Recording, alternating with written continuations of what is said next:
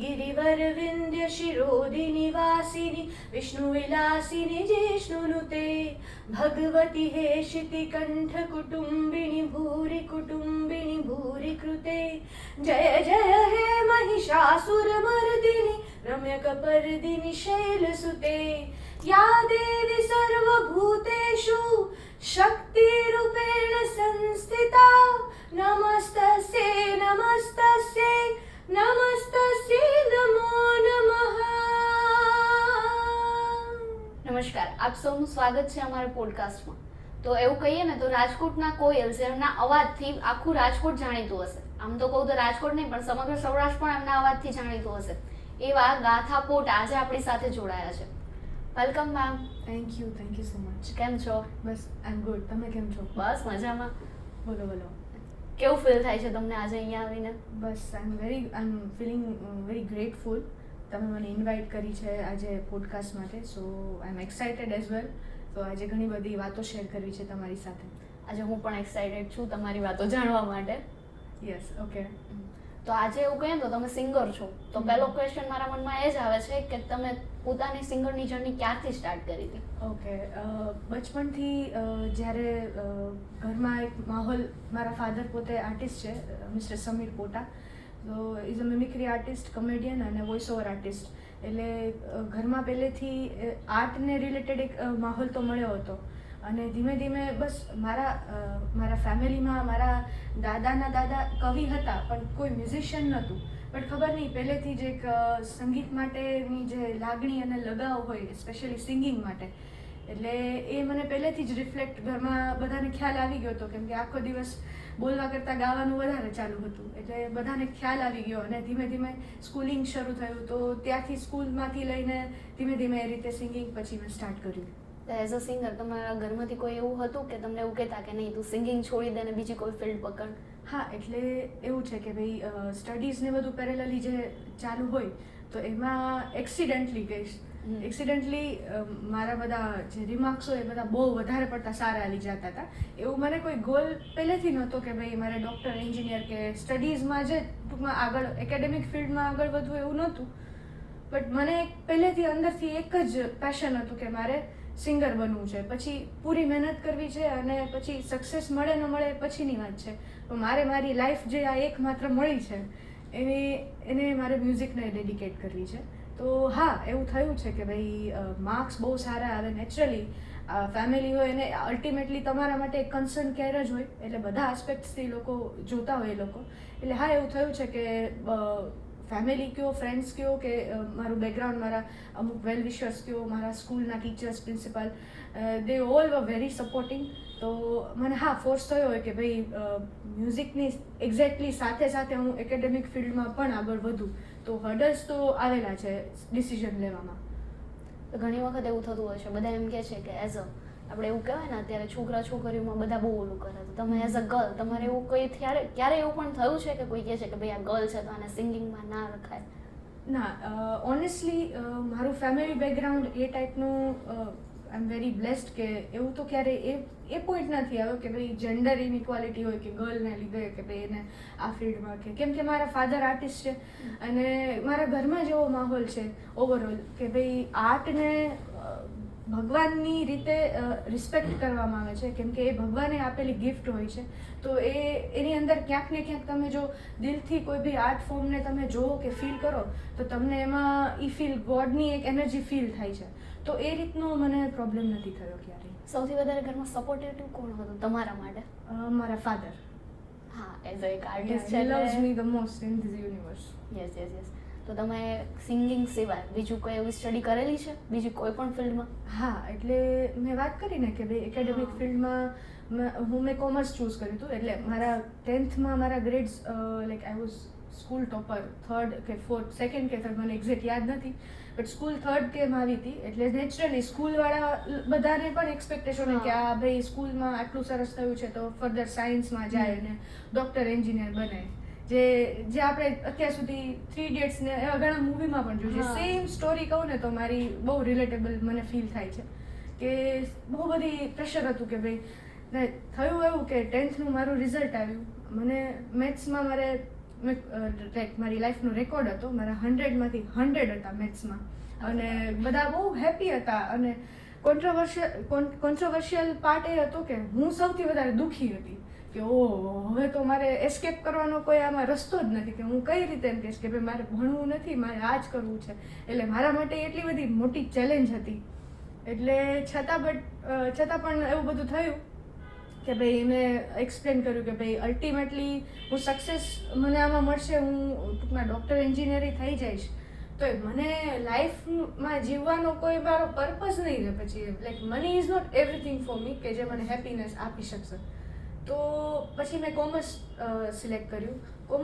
તો એમાં પણ એક્સિડન્ટલી બહુ સારા માર્ક્સ આવી ગયા અને પછી I was forced to join chartered accountancy. તો પછી મેં એક પ્રેશરમાં આવીને જોઈન કર્યું. IPCC સુધી મારી એની જર્ની રહી. પછી એક ટાઈમ એવો આવ્યો કે ભાઈ મને રિયલાઇઝ થયું કે ભાઈ અલ્ટિમેટલી સપોઝ હું ગમે મહેનત કરીને થઈ જઈશ અને જો દિલથી જો વસ્તુ તમારે કોઈ ન જોતી હોય તો એના માટેની મહેનત છે એ દિલથી નીકળવાની જ નથી.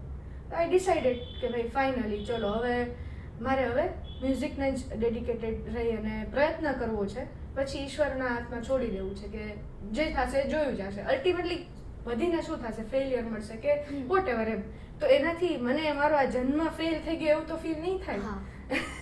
થોડુંક વધારે હું ડીપમાં બોલું છું, પણ એકચ્યુઅલી મારી આ જ પહેલેથી ફિલોસોફી હતી. અને મેં CA જોઈન કરેલું હતું અને પછી એ ક્વિટ કર્યું. એને મને મૂકી દીધી આમ તો એમ કહી શકાય. અને પછી મેં પ્રોપર ક્લાસિકલ મ્યુઝિક શીખવાનું શરૂ કર્યું અને પછી જર્ની કન્ટિન્યુ છે. એવું થયું હશે કે ઘણા લોકોએ કીધું હશે કે ભાઈ તું CA ની લાઈન છોડીને તું સિંગિંગ કરે છે, ઘણા લોકો એવું બોલે છે અત્યારે, ઘણા લોકો એવું કહેતા હશે. બિલકુલ એ જ કે ભાઈ આટલા આમ કે સારા માર્ક્સ છે તો આ પછી શું કરશે. હા નહીં, તારે તો CA જ કરવું જોઈએ, તું આ જ કર એવું. કે ભાઈ અને કન્સર્ન પાર્ટ એ હોય કે ભાઈ આ ફિલ્ડ એવું છે કે જેમાં બહુ સાધનાના માર્ગે જો તમે ચાલો તો ઇટ્સ અ લોંગ જર્ની. અને અમુક વસ્તુ નસીબમાં હોય ન હોય એ ઈશ્વર ઉપર હોય, બટ ચેલેન્જિંગ તો છે જ આ વસ્તુ. એમ એ વસ્તુને મને ખ્યાલ હતો, but I was ready to accept that challenge કે ભાઈ જે થશે એ જોયું જશે. એટલે એમ હોય કે ભાઈ એક સ્ટેબિલિટી આજના ટાઈમમાં, એમાં જ્યારે દરેક વુમેન ફાઇનાન્શિયલી ઇન્ડિપેન્ડન્ટ હોવું જ જોઈએ એમ. તો એવા ટાઈમમાં એવું હોય કે ભાઈ એક ફિક્સ કોઈ જોબ કે કંઈક ડિગ્રી કંઈક એકેડેમિક એક હોય તો કોઈ બી સિચ્યુએશનમાં તમે ફાઇનાન્શિયલી કોઈના પર ડિપેન્ડન્ટ ના રહો. એ એક કન્સર્નનો પોઈન્ટ હતો, એના લીધે એવું થતું. બટ હવે એ વસ્તુને જ હું જોઉં તો હું મારા લાઈફમાં આ વસ્તુ માટે હું ક્યારેય આગળ ન વધી શકું. એટલે એ રીતે બધું બન્યું. હા, તમારી સિંગિંગની જર્ની કેટલી ટફ રહી છે? ટફ, બિલકુલ ટફ. એટલે હું એમ કહી શકીશ કે ઇટ્સ અ પ્રોસેસ. એમાંથી પાસ થવું અને સપોઝ 5 વર્ષ પછી તમે જ્યાં હોય તો 5 વર્ષ પહેલા તમે ક્યાં હતા એ તમે તમારી જાતને જોઈ અને ખુદને મોટિવેટ કરી શકો કે ભાઈ ચલો એવું નથી કે ભાઈ કાંઈ નથી થયું, કે તમે મહેનત કરવાનું ચાલુ રાખો, પૂરતા પ્રયત્નો કરો અને જે રીતે સમય જાય છે તો એની સાથે ચાલવાનો પ્રયત્ન કરો. તો ક્યાંક તો કોઈ બી વસ્તુને તમે શિદ્દતથી કરો તો ભગવાન ક્યાંક તો એનો મુકામ તમને આપી દેશે. પ્લેબેકની વાત કરું તો ગુજરાતીમાં એક મૂવી આવ્યું હતું. હવે તો ગુજરાતી મૂવીનું એક જમાનો. હા, અત્યારે એમ કહે ને કે અત્યારના લોકોને છે ને ગુજરાતી મૂવીનો ટ્રેન્ડ આવ્યો છે. હિન્દી કરતા હવે લોકો એવું કહે છે કે આપણે ગુજરાતીને આગળ વધારીએ આપણે. રાઈટ. તો 53મું પાનું મૂવી હતું, એનું એક ટાઇટલ સોંગ હતું, એ મેં ગાયેલું. અને રિસેન્ટલી જ વિશ્વાસ એક લવ સ્ટોરી મતલબ મૂવી આવ્યું છે. તો એમાં ગુજરાતી ફિલ્મ ઇન્ડસ્ટ્રીના હજી મ્યુઝિકમાં આઇટમ સોંગ્સ છે ને બહુ ઓછા આવે છે, કારણ કે ગુજરાતી ફિલ્મ છે ને લોકો એમ કહે છે કે ફેમિલી જોવા જાય છે એટલે આપણે એવું એમાં થોડીક વાર લાગશે એવું બધું આવતા. બટ અત્યારે એ item song, Gujarati item song ગાવાનો મને મોકો મળ્યો. એ પ્લેબેક મેં કર્યું છે, દુનિયા ભૂલાવી દઉં નામ છે. અને એમાં પણ એક સાઇડ સોંગ છે, એ પણ મેં ગાયેલું છે. તો વિશ્વાસમાં અને એ જ આલ્બમમાં જાવેદ અલી સરે પણ ગાયેલું છે. તો મારા માટે એક બહુ મોટી ઓપોર્ચ્યુનિટી કહેવાય ને, ખૂબ જ મોટી કહેવાય કે જાવેદ અલી સાથે આપણે સિંગ કરીએ. હા, એટલે એમનું પણ એક ગીત હતું અને એક 2 ગીત મારા આવી રીતે હતા. That was a great opportunity for me. અત્યારે એવું કહેતા ને તમે સિંગર છો ને તો બધાના લોકોમાં એવું થતું હશે મનમાં કે ભાઈ આની લાઈફ તો કેટલી સેડ છે. હા, સેડ છે. રાઈટ. હા, બટ એટલે એવું છે દરેક ફિલ્ડમાં હું તો કહીશ, એવું નહીં કે ભાઈ આ જ ફિલ્ડમાં ચેલેન્જીસ તો life is all about challenges. પણ એમને ના ખબર હોય ને કે આની પાછળ એમને કેટલી મહેનત કરેલી છે. બિલકુલ લોકોને રિઝલ્ટ દેખાય પણ એની પાછળ જે સેલ્ફ ડિસિપ્લિન વસ્તુ, જે સપોઝ જોબ હોય તો કેમ એમાં તમારે તમારા બોસને આન્સર દેવાનો છે. આમાં તમારા બોસ તમારા ફ્યુચરમાં તમે જે ધારેલા વ્યક્તિ છો ને એ તમારો બોસ છે, અને એ જો અચીવ કરવું હોય તો સેલ્ફ ડિસિપ્લિન રાખીને you have to practice every day. રિયાઝ છે, અને એ તમારે તમારી જાતને જે એ બહુ ચેલેન્જિંગ થઈ જાય કે ભાઈ કોઈ સપોઝ કોઈ વસ્તુ છે નહીં, તમે એઝ્યુમ કરીને એ રીતની મહેનત કરે રાખો, ઓપોર્ચ્યુનિટી નથી છતાં but you want that opportunity, તો એના માટે એક્સેલન્સ એટલું જ ઇમ્પોર્ટન્ટ છે. તો એની પાછળ મથ્યા રહેવું બહુ જરૂરી છે. That is very challenging. તમે કોઈ રિયાલિટી શોઝ કે એવું કંઈ કરેલું છે? હા, મેં કોમ્પિટિશન્સની વાત કરું ને, સિંગિંગ કોમ્પિટિશન્સ, તો બચપણથી એજ લેવલ પ્રમાણે મેં બહુ બધી કોમ્પિટિશન્સમાં પાર્ટિસિપેટ કર્યું ગુજરાત લેવલે. અને 2019માં the golden voice, the big golden voice season 6 હતી, કે જે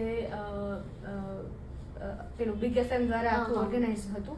અને એમાં સોનુ નિગમ સર જે હતા એ જજ હતા. અને એમાં કેવું હતું કે બીજા જે રિયાલિટી શોઝમાં આપણે કેમ વિડીયો હોય છે, તો વિડીયોની બદલે એમાં ખાલી ઓડિયો, તમારો અવાજ સાંભળીને મુંબઈથી સિલેક્શન થવાનું હતું. તો એમાં ઇન્ડિયામાંથી 10 સિંગર્સ સિલેક્ટ કરવાના હતા, તો સોનુ સર એ સાંભળીને કરવાના હતા. તો એમાં મારું સિલેક્શન થયું હતું અને મેં એમની સામે પરફોર્મ કર્યું હતું, અને that was a great opportunity and experience. સૌથી મોટી ઓપોર્ચ્યુનિટી કહેવાય તમારા માટે. યસ, બિલકુલ. બાકી શું ઘણીવાર એવું થતું હોય કે તમે શો કરો છો ત્યારે તમને ક્યારેક ખરાબ અનુભવ પણ થતા હશે? હા, બિલકુલ બિલકુલ. ઘણા બધા અપડાઉન્સ હોય, તમારી હેલ્થને રિલેટેડ કયો કે કમિટમેન્ટ. શોમાં કેવું છે, કમિટમેન્ટ ઇઝ એવરીથિંગ. પછી જે કાંઈ બી સિચ્યુએશન તમારી લાઈફમાં આવે ઓન સ્ટેજ, તો નેચરલી ઓડિયન્સને તો કંઈ ખ્યાલ નથી. ઓડિયન્સ એક એક્સપેક્ટેશન સાથે આવે છે કે ભાઈ એને સારામાં સારું તમારા પાસેથી સાંભળવું છે, સારામાં સારું પરફોર્મન્સ ફીલ સાથે જોઈએ છે.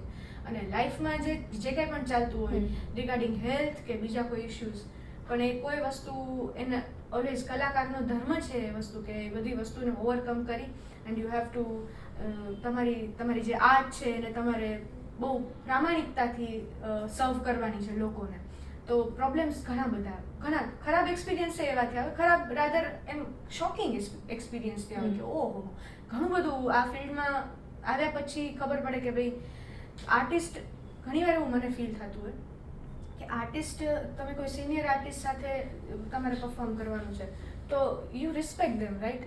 તો એ તમને મોટિવેટ કે પહેલાં કરવાને બદલે ખબર નહીં એ લોકોને શું ઇન્સિક્યોરિટી હોય કે આઈ ડોન્ટ નો, બટ પેલું કહેવાય ને પછાડવાની એક પેલી હોય, એવું હોય છે કે મારાથી આગળ ના નીકળી જાય, બસ એવું હોય છે ક્યારે. હા, એટલે હવે એ વસ્તુ મને બહુ એક્સપિરિયન્સ થયું છે કે ભાઈ અપ્રોચ વાઇઝ ગણો કે ચાલુ શો એ અમુક ગેમ રમાઈ ગઈ હોય, તમને ખબર ન હોય, but you have to be very alert about it. એ એક્સપિરિયન્સથી જ તમે એ વસ્તુને શીખી શકો. તમારા મનમાં આવેલું ન હોય બટ હેપન્સ, તમારે એની સાથે ડીલ કરવું પડે ને એ રીતે શીખવું પડે કે ભાઈ નેક્સ્ટ ટાઈમ જો આવું કંઈ થાય તો તમારે એને કઈ રીતે ડીલ કરવું.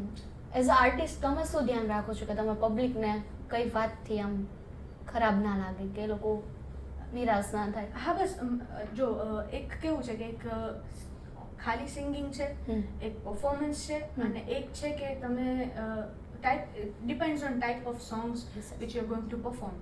તો એવા ગીતો હોય અમુક કે જે ફીલ વાળા હોય, તો ઓડિયન્સ સાથે કનેક્ટ થવું બહુ જ જરૂરી છે. જો તમે કેમ કે ખાલી તમે સિંગિંગ કરો તો એ એટલું અફેક્ટ નહીં કરે એમના ઉપર. તો એના કરતાં તમે જો કનેક્ટ થાઓ ઓડિયન્સને, એક એઝ અ ફેમિલી જોવો ને, સામે આટલા બધા બેઠા હોય. શોઝ ઘણા કર્યા, અને સ્પેશિયલી અમારો એક શો ચાલી રહ્યો છે Jugalbandi Jalso. That is my most favourite show of my life. કે એમાં એક અનુભવ એવો થાય કે ઓડિયન્સ બહુ જ સરસ જે કન્ટેન્ટ તમે પીરસો છો એ સાંભળવા વાળું હોય, અને સામે હોય લાઈક હું ઓડિયન્સને એમ જ જોઉં છું કે એ મારા ફેમિલી છે, અને આજે મારી આર્ટને જે મારે શિદ્દતથી પીરસવી છે, જેમાં કોઈ પેલું નહીં, અને એક પ્યોર એક ફોર્મ એનું આપણે પ્રેઝન્ટ કરવું છે. તો એને હું એ જ ફીલથી પ્રેઝન્ટ કરું કે ભાઈ ચલો આ હું છે અને હું ગાઉં છું ને એ તમારા માટે ગાઉં છું, અને એક્સેપ્ટ ઇટ, અને આપણે આ વસ્તુને ચેરિશ કરીએ. તો ઓડિયન્સ સાથે એક કનેક્શન બનાવવું બહુ જરૂરી છે. હા, તમારો જુગલબંધી શો ખરેખર ખૂબ જ સરસ હતો. Thank you so much. કારણ કે અત્યારે મેં જોયો હતો. હા, એમાં અમે લોકો 4 લોકો જોડાયેલા છીએ. Yes. બહુ જ સિનિયર ડિરેક્ટર શ્રી વિરલ રાજ છે અને બહુ જ પ્રતિષ્ઠિત કવિ શ્રી મિલિંદ ગઢવી અને મારા હસબન્ડ છે, બહુ જ વર્સેટાઇલ મ્યુઝિક પ્રોડ્યુસર અને સિંગર પરફોર્મર છે, Yes, yes.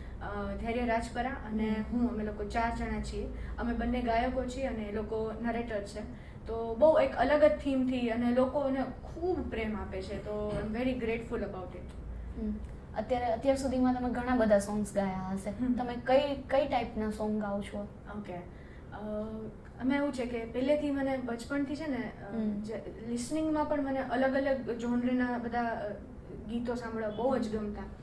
અને પછી મને એવું થયું કે બધા ટાઈપના સોંગ્સ હું ગાવાની કોશિશ કરતી અને સમહાવ ક્યાંક લોકોને અપ્રિશિએટ પણ કરતા. એટલે મને છે ને વર્સેટાઇલિટી ઇઝ માય ફેવરેટ થિંગ કે ભાઈ દરેક પ્રકારના genre. Music is the universal language. એમાં એવું કંઈ નથી કે ભાઈ આ સંગીત જ બેસ્ટ છે દુનિયામાં, એવું કંઈ નથી. હા, એના ફોર્મની અલગ અલગ મજા છે, પણ મને ઘણા બધા જોનરે પરફોર્મ કરવા પસંદ છે. જેમ કે વેસ્ટર્ન વોકલ છે, ઇંગ્લિશ સોંગ્સ છે, ગુજરાતી સુગમ સંગીત કહી શકાય, ગુજરાતી અત્યારે તો અર્બન ગુજરાતીનો એક આખો ફ્લો સ્ટાર્ટ થયો છે. તો એ છે કે એમાં ગાયકીમાં એક ટિપિકાલિટી પણ નહીં, ગુજરાતી પ્યોર પેલાની, યેટ અત્યારના સ્ટાઇલ પ્રમાણે તમારા એક ગાવાની એક સ્ટાઇલ. ઇંગ્લિશ કયો, ક્લાસિકલ મ્યુઝિકની હું 8 વર્ષથી મારા ગુરુજી શ્રીમતી પીયુબેન સરખેલ પાસેથી ગુરુ શિષ્ય પરંપરાથી તાલીમ લઉં છું. અને તો એમના થ્રુ મને ક્લાસિકલ મ્યુઝિકની ડેપ્થ અને એની જે પ્યોરિટી છે ને કે જે દુનિયામાં મને ક્યાંય ફીલ નથી થઈ, તો એ મને ફીલ કરવા મળી છે. તો એ પણ હું અટેમ્પ કરવાની કોશિશ કરું છું. અને પછી ફિલ્મી સોંગ્સ છે, એમાં ફાસ્ટ છે, મતલબ એનર્જેટિક સોંગ્સ છે, એ બી મને પરફોર્મ કરવા એટલા જ ગમે છે. તો કોશિશ કરું છું કે દરેક પ્રકારના ગીતોને હું ગાઈ શકું. અને મોસ્ટ ઓફલી અત્યારની જનરેશનને છે ને વધારે વેસ્ટર્ન સોંગ જ પસંદ આવે છે. હા, રાઈટ. પણ એવું છે કે ભાઈ તમે પ્રેઝન્ટ કઈ રીતે કરો ને એના ઉપર છે. ક્લાસિકલ મ્યુઝિકને આજે અમુક ઘણી બધી એવી series, if you know, Bandish bandits કરીને સિરીઝ આવી છે, એમાં આ જ વસ્તુ થઈ છે કે ભાઈ તમે મ્યુઝિકને જો માસ સુધી પહોંચાડવું હોય તો એનું ફોર્મ, એનું પ્રેઝન્ટેશન, એને પીરસવાની એક વે જો તમે થોડોક અત્યારના ધબકારા પ્રમાણે તમે મોડિફાય કરીને કરશો ને તો definitely it's going to work. એટલે એવું છે. તમે ગરબા પણ કરો છો ને, બરાબર છે, નવરાત્રીમાં. તો અત્યારની જનરેશનના લોકો ગરબામાં પણ એટલી જ મોજે મસ્તીથી રમતા હોય છે. બિલકુલ. અને અત્યારની જનરેશન પહેલા કરતા આખો સમય આખો બદલાયો છે કે ફોકને પણ હવે ઘણા બધા આર્ટિસ્ટ અલગ અલગ રીતે પ્રેઝન્ટ કરે છે. તો એ જરૂરી છે. એક સમય સાથે કંઈક નવીનતા, યેટ એની જે એસેન્સ છે એ તૂટવી ન જોઈએ. કારણ કે અત્યારના લોકોને બધું નવું જ જોઈએ છે, ડેઈલી નવું જોઈએ. રાઈટ. અને હવે જેને કહે ને રીલનો જમાનો છે, યસ, એ જમાના સાથે તાલથી તાલ મેળવીને લોકોને ગમતું પીરસવું, that is also very challenging. અને વાત કરીએ તો ઓરિજિનલ ગીતોમાં પણ અમે, મારું એક રાજકોટ બ્લુઝ યુટ્યુબ ચેનલ છે. 5 કે 6 વર્ષ પહેલા યુટ્યુબમાં, જ્યારે યુટ્યુબનો હજી ટાઈમ શરૂ થતો હતો કવર સોંગ્સનો, ત્યારે શરૂ કર્યું. એમાં મારો બ્રધર પ્રોફેશનલી ડૉક્ટર છે, but by soul is a very good composer, musician. તો અને ત્યારે મારા મેરેજ તો ધૈર્ય સાથે નહોતા થયા, but we were very good friends. અને અમે લોકોએ એક રાજકોટ બ્લુઝ કરીને યુટ્યુબ પર ચેનલ સ્ટાર્ટ કરી, જેમાં ગુજરાતી ગીતોને જ આપણે વાત થઈ ને કે નવું જોઈએ છે, તો ગુજરાતી ગીતોના ઇન્સ્ટ્રુમેન્ટેશન ચેન્જ કરી, એની સ્ટાઇલ, એનું એરેન્જમેન્ટ ચેન્જ કરીને અમે શેર કર્યા હતા. અને બહુ જ લોકોનો પ્રતિસાદ મળ્યો હતો. અને સારા મોટા દિગ્ગજો જેમ કે જય વસાવડા સર, તુષાર શુક્લ, સાંઈરામ દવે, તો એ લોકોએ પણ અમારા ઓરિજિનલ્સ એઝ વેલ એઝ કવર સોંગ્સને પણ બહુ અપ્રિશિએટ કર્યા અને અમને મોટિવેટ કર્યા. તો એ જર્ની પણ કન્ટિન્યુ અત્યારે અમે લોકો હજી પણ ભવિષ્યમાં ઘણા ઓરિજિનલ સોંગ્સ અમે લોકો અપલોડ કરીશું અને શેર કરીશું. સાચી મજા તમને ગુજરાતમાં ગરબા ગાવાની આવે છે કે ગુજરાત બહાર? સાચું કહું તો બે. કેમ કે પરફોર્મન્સમાં અમેરિકામાં મેં નવરાત્રી કરી હતી 1 વર્ષ પહેલાં, અને યુકેમાં પણ પરફોર્મ કર્યા ગરબા, પછી આફ્રિકામાં કર્યા, તો એ લોકોને કેમ આજે અહીંના જે ત્યાંના ગુજરાતીઓ હોય એને તરત એ વસ્તુ મળવાની નથી. તો એ લોકો તો આ વસ્તુને લઈને એટલા બધા એક્સાઇટેડ અને એટલા બધા ક્યુરિયસ હોય આપણા કલ્ચરને, આપણા મ્યુઝિકને સાંભળવા માટે. એ લોકોનો પ્રતિસાદ આખો અલગ હોય. અને અહીંનો આપણે અહીંયા પણ પરફોર્મ કર્યા હોય તો ઇન્ડિયાનું હું તો કહીશ કે ઇન્ડિયામાં પરફોર્મ કરવું ઇઝ મોર ચેલેન્જિંગ. કેમ કે અહીંયા તો સ્વાભાવિક છે, આપણને ઓલરેડી વી હેવ ધેટ એમ. અને એ વસ્તુને તમારે બહુ વધારે પડતી વ્યવસ્થિત રીતે પ્રેઝન્ટ કરવી પડે છે. તો બે વસ્તુ પેરેલલી જ મજા આપે છે એવું છે. કારણ કે અહીંના લોકો અને ત્યાં પણ વધારે ગુજરાતીઓ જ વસે છે, એટલે કઈ પ્રોબ્લેમ તો નહીં આવે. યસ ગરબા ને બધી ઇવેન્ટ્સમાં મોસ્ટલી ગુજરાતીઓ જ ઓર્ગેનાઇઝ કરતા હોય છે. અને ત્યાંના લોકો જે હોય, અમુક સપોઝ ત્યાંના ગુજરાતીઓના ફ્રેન્ડ સર્કલમાં સપોઝ કોઈ અમેરિકન હોય તો એ લોકો પણ ચણિયા ચોળી અને જબ્બામાં આવીને ગરબા કરતા જોયેલા છે. ને એ જોઈને ખરેખર આપણું દિલ આમ પ્રાઉડ કરી શકે કે ભાઈ ગુજરાતનું કલ્ચર છે આપણે ક્યાં સુધી ફેલાઈ રહ્યું છે. બરાબર છે.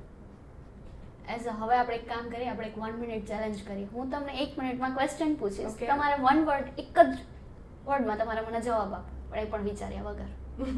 ઓકે, બરાબર છે. ઓકે. ગાથાને સૌથી વધારે સપોર્ટ કોને કર્યો હતો? ફાધર. સિંગિંગમાં તમારું સ્ટાર્ટિંગ ફર્સ્ટ સોંગ કયું હતું? પલ પલ ફ્રોમ લગે રહો મુન્ના ભાઈ. ઓકે, તમે વાહ, મ્યુઝિકમાં તેમાં પણ તમે સોંગ ગાયેલા છે. આ વાત તો મને નહોતી ખબર, અત્યારે ખબર પડે. I mean starting in the sense I thought singing wise મારું એ ફર્સ્ટ પેલું હતું ગાવામાં. તો આપણે સોંગ સાંભળીશું તમારા. ઓકે, એટલે એ જ ગીત. હા, એ જ સાંભળીશું આપણે. બીજા પણ સાંભળીશું, ઘણા બધા છે તમારા સોંગ. તમારી લવ મેરેજ હતી કે અરેન્જ મેરેજ? લવ. અરે વાહ, એઝ અ ગુડ ફ્રેન્ડ માંથી પછી લવ મેરેજ થઈ છે. રાઈટ. મ્યુઝિક જ અમને લોકોને ભેગું લઈ આવ્યું એવું છે. એ વાત તો સારું કહેવાય, કેમ કે બંને મ્યુઝિશિયન છો. હા, રાઈટ. એટલે લાઈક બેનો ગોલ પણ સેમ છે, તો પેરેલલી એચીવ કરવામાં વધારે મજા આવે. હા, રાઈટ. તમારા સાસરામાં તમને સૌથી વધારે સપોર્ટ કોણ કરે છે? એઝ તમારા હસબન્ડ તો તમને કરતા જ હશે, એના સિવાય? Father in law. અરે વાહ, અહીંયા પણ ફાધર ને ત્યાં પણ ફાધર. એક્ઝેક્ટલી. બહુ લકી છો તમે તો. બરાબર. હવે તમે મને કોઈ પણ એક સોંગ તમારું સંભળાવશો? એઝ અ પેલા આપણે એક તો વાત થઈ, તો સાંભળવાનું જ છે, એના સિવાય પણ. ઓકે. તમારે કયું, મતલબ ગુજરાતી, હિન્દી, ઇંગ્લિશ, શું એક કામ સાંભળવું? કરીએ, આપણે બધા સોંગ તમે મિક્સ કરો અને પછી સંભળાવો. ઓકે. એવું કરું કે હું બે લાઇન્સ તમને? હા, બધા સોંગ્સ. Okay, fine. તો શરૂઆત આપણે એક ક્લાસિકલ બે લાઇનથી હું કરું છું.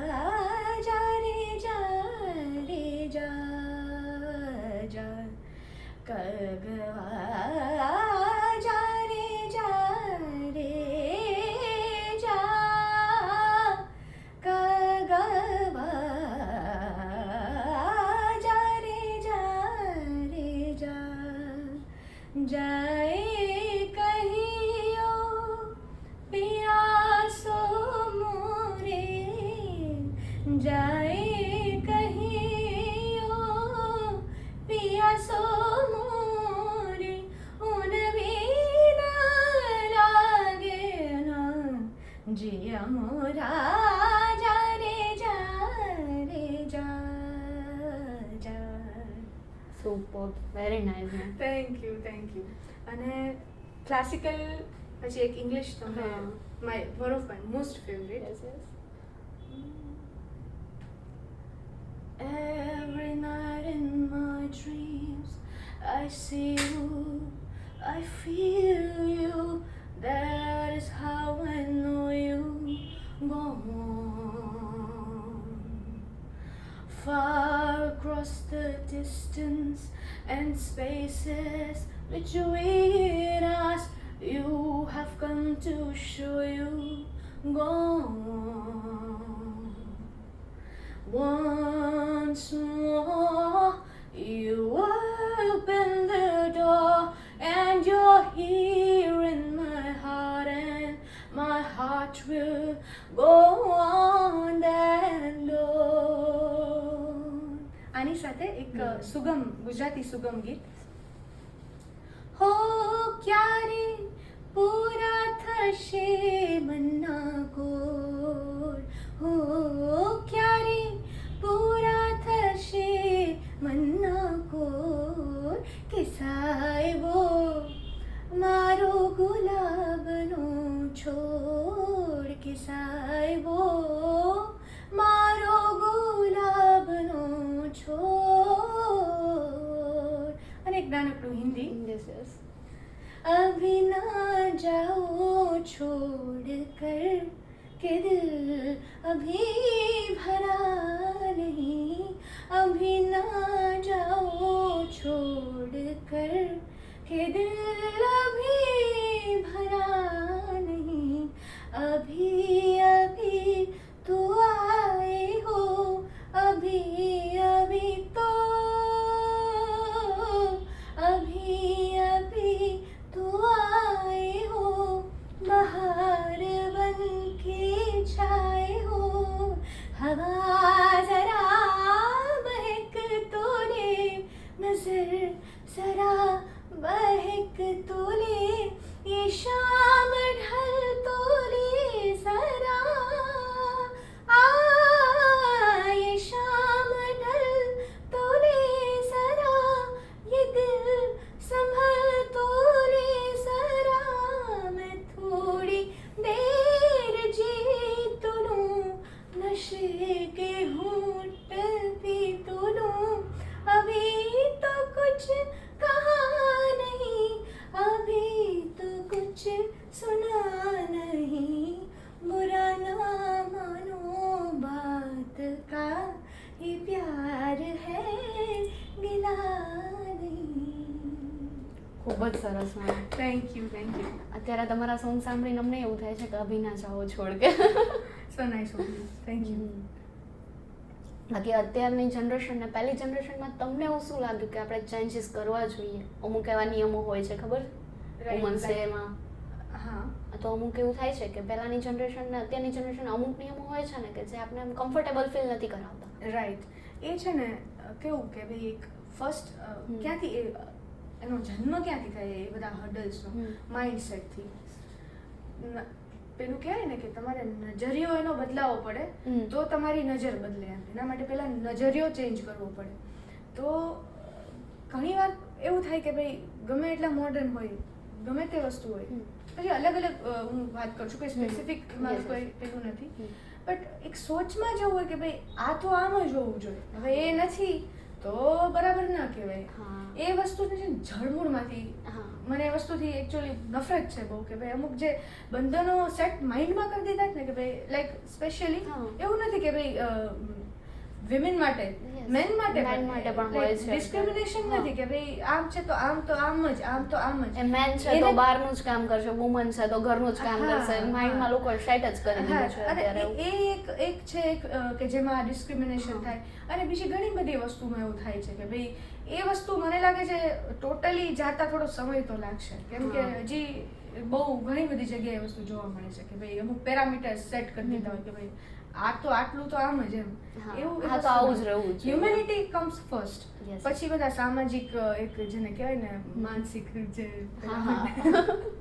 એટલે મારું એવું માનવું છે કે માનવ ધર્મ જો તમે રાખશો ને તો પ્રોબ્લેમ્સ નહીં આવે. પછી એક્સપેક્ટેશન્સ અને પેરામીટર્સ એ રીતે જો સેટ થયેલા હોય તો નહીં વર્કઆઉટ થાય.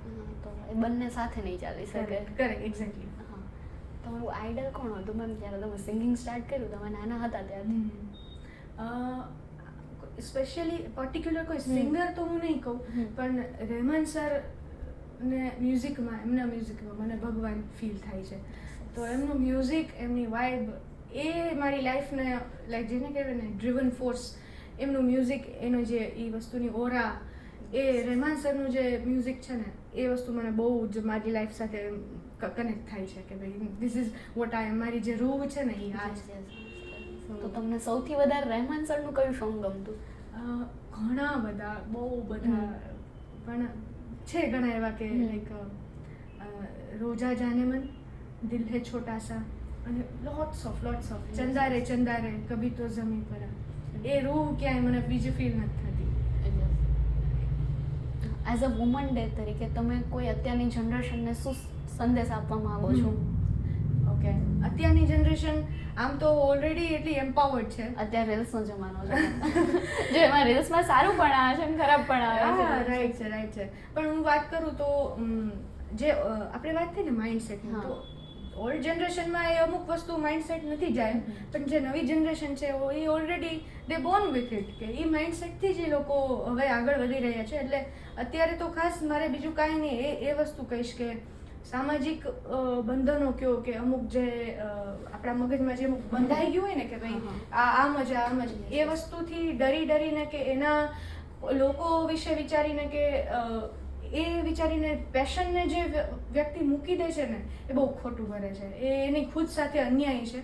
તો મારો બસ એ જ મેસેજ છે કે બેલેન્સ તમે, કેમ કે કોઈ પણ વ્યક્તિને ઘણી વાર એવું હોય, સપોઝ મ્યુઝિકની વાત છે તો પહેલેથી મને એવું હતું કે ભાઈ મારે આ જ વસ્તુમાં મારી લાઈફ ડેડિકેટ કરવી. ઘણાને એ વસ્તુ ના હોય, ઘણાને એક હોબી હોય, તો અકોર્ડિંગ ટુ દેટ બધાના અલગ બધાને કેમ એક લાઈફ માટેના એક ફ્લોઝ હોય, તો એ પ્રમાણે અલગ વસ્તુ હોઈ શકે. કોઈ એક જ વસ્તુ આઈડિયલ હોય એવું હું નથી માનતી. તો એ રીતે બટ તમારે ખુદ સાથે, ખુદના પેશન સાથે અન્યાય થાય ને એ વસ્તુને રોકવી જોઈએ, અને you have to stick to it for whole life. પોતાના ગોલને સેટ કરીને આમાં જ આગળ વધવું જોઈએ. Exactly. At least you have to do efforts for that. આમાં એફર્ટ્સ પર પૂરા આપવા જ પડશે. એક્ઝેક્ટલી. પછી ફળની બહુ ચિંતા નહીં કરવાની, તો પછી ડિપ્રેશન આવી જાય કે ભાઈ આ થયું તો આમ ન થયું. અત્યારના લોકોને ડિપ્રેશન ફટાફટ આવી જાય, કેમ કે સહન શક્તિ નથી અને એ લોકો છોડી દે છે અડધું કરીને, કારણ કે સફળતા નથી મળતી એટલે એ અડધું કરીને છોડી દે છે. એક્ઝેક્ટલી. એ વસ્તુ સમહાવ મતલબ અત્યાર સુધીની જર્નીમાં મને પણ એ ફેસ થયું હોય કે બહુ ચેલેન્જીસ આવે, બહુ વસ્તુ થાય, at some point of time એમ થાય કે ભાઈ જેના માટે આટલું બધું મૂક્યું અને છતાંય life is all about challenges.